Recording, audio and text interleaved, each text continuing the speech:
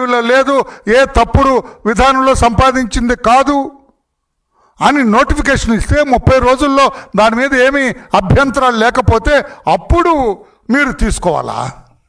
Notification లేకుండా, పత్రికల్లో ప్రకటన లేకుండా మీరు ఎందుకు సంతకం పెట్టారు? గిఫ్ట్ అంగీకరిస్తున్నట్టు మీరేగా సుబ్బారెడ్డి గారు. వై అంటే కొట్టేసే బుద్ధి, దొంగ బుద్ధి మీ మస్తిష్కంలో ఉంది, మీ మనసులో ఉంది, అందుకే సంతకం పెట్టారు.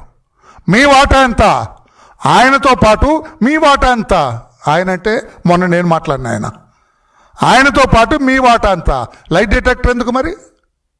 రండి నార్కో అనాలిసిస్ టెస్ట్కి సిద్ధపడండి.